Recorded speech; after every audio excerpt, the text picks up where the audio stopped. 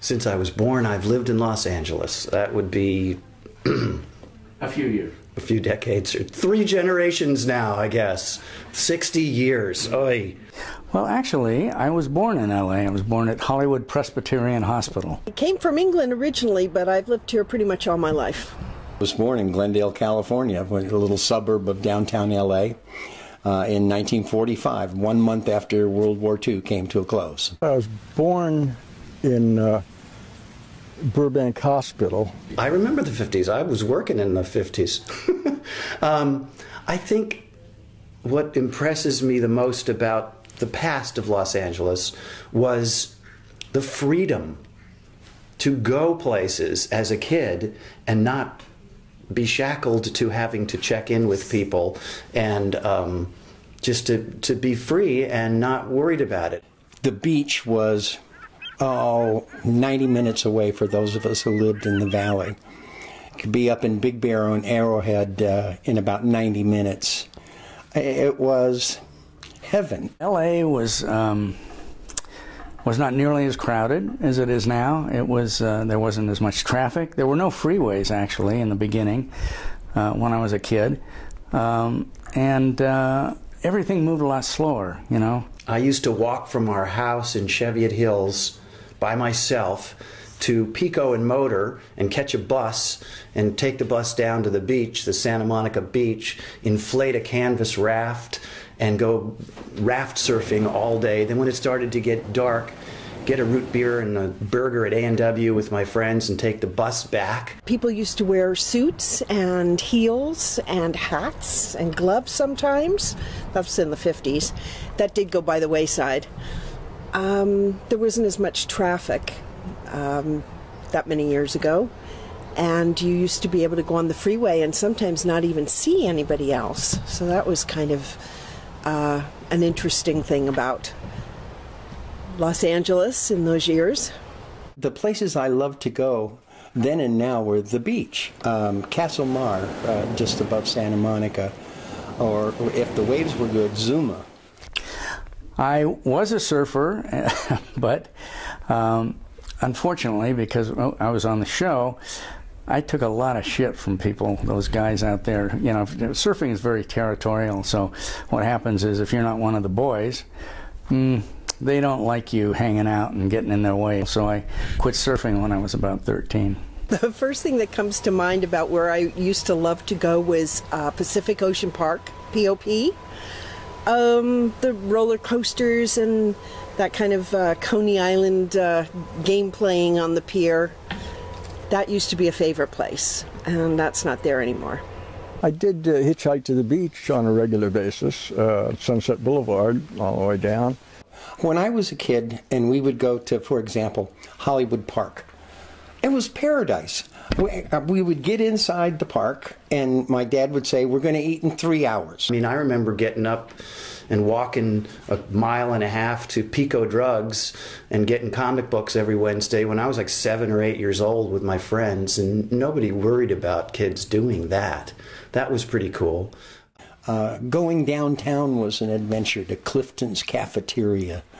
There were great places. There was the Brown Derby. Yeah. That was a great restaurant. Yeah, but they're all Schwab's and Brown Derby's gone.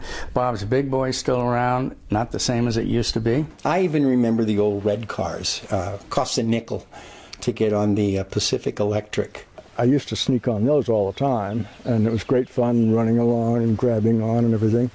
When I was a kid, I lived on a cul-de-sac in Beverlywood, and literally every house had another kid within like a year or two of my age. I mean, we used to have a baseball game kind of every afternoon during the summer that just happened. It was really like the Little Rascals, you know, and we would go exploring, and there used to be this big gully behind our properties where you'd go get tadpoles and frogs and stuff, and it was pretty Norman Rockwell-esque.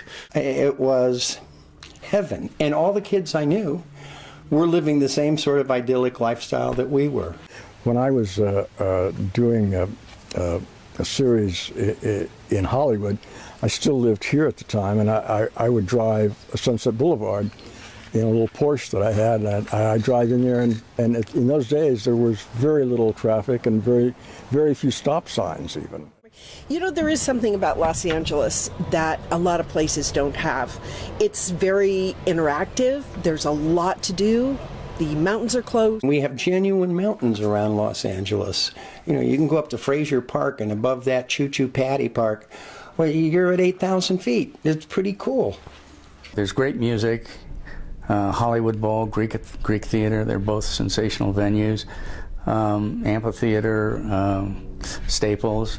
What I've always liked about LA, the best thing for me, is that everything's available.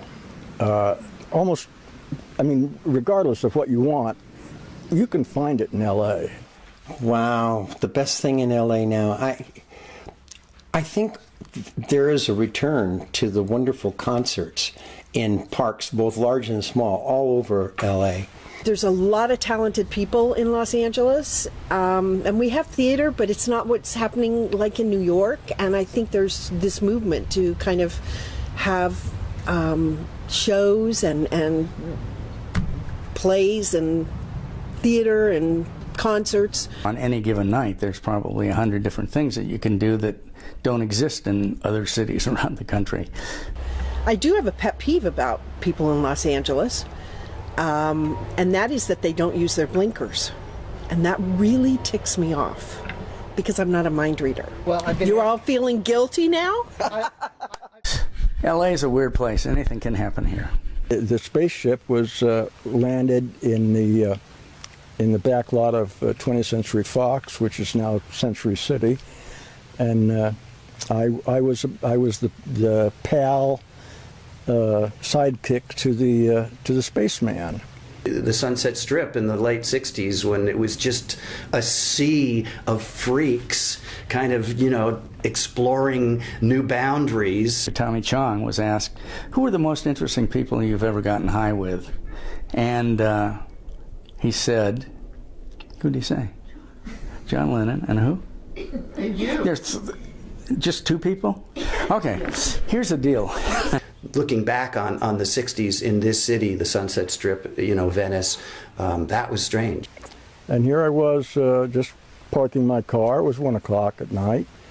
And they pulled up and smelled a little grass in the car. And all of a sudden, it was, you know, you're up against the thing with your handcuffs on and all that. Yeah, I think there's a lot of superficial, you know, bullshit in LA. Well, I rest my case. We've got some great, interesting ethnic enclaves here where the food is spectacular. The best pizza, family pizza house, is Baroni's. Well, the best pizza, we used to be at Rocco's up here in the canyon. And Farmer's Market Pizza has always, that's still there. It's like, you know, $150 for a slice of pizza now. Margarita pizza would be Coyote. Gino's Pizza. The Barber's Pizza. If you want just a down and dirty hamburger, Carney's. My wife makes great hamburgers. Bill's Canyon River Inn. I always thought that was the best burger in town. Hamburger Hamlet. I can't think of anywhere for a highfalutin hamburger because usually you want the down and dirty one. Chez Jay's on Ocean down by the Santa Monica Pier. Best hot dog for me was, well, they called it Papu, but it was the hot dog show. Yeah, Pink's is the best hot dog. Pink's was, with the chili, was pretty good. Pink's is like the famous place for hot dogs, and that's supposed to be pretty good. But Carney's is also good. I sound like I'm doing an ad for Carney's. Best Mexican food was Ernie's Taco House. My favorite Mexican food is a margarita. Lucy's, you know, I like Ernie's. El Coyote's still there. There's just a lot of diversity. For the future of LA, I see, oh dear, my mind's a blank. Oh no, oh the pain. We are the capital of the film business, and we should stay that way. We have the most talent here. We have the best crews here. We have the best studios here. So we just need to get the work back here. I think the biggest improvement that LA actually needs is to double-deck the freeways or an actual real subway system. get more cars on the freeways, maybe double-deck freeways, I don't know what, but the traffic situation in LA is horrendous. I hope that the cars that were at the car show at the Pan Pacific Auditorium in 1955 are on the highways.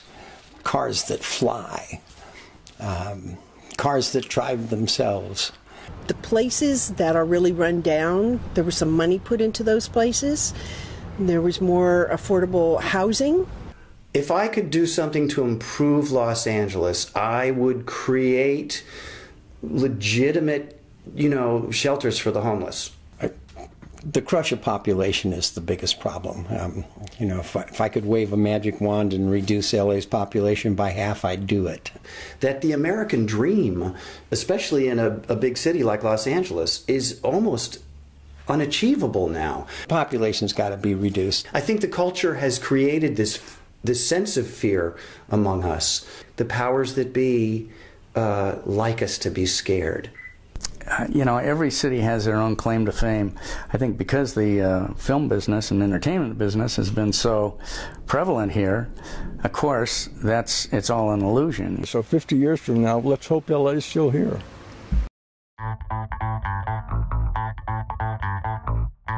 Los Angeles, California, as far west as you can get. I like the song, I Love LA. Oh yeah, sure, right off the top of my head. I would say Carpe Diem, LA. LA, never boring. LA. It ain't what it used to be, and it never was. That's pretty good. Huh? Huh?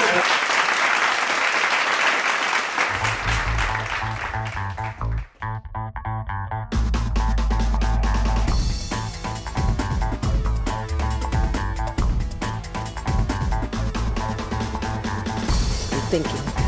Well, it's not there anyway, so. Okay. Well, I'll answer. I'll answer that. Am I cranky? I mean, I don't want to be the guy to do it, but... And there's that wonderful joke, Los Angeles is really 28 shopping centers looking for a city. I don't understand it. Punch me right in the nose. Ooh, ooh, ooh, ooh, ooh.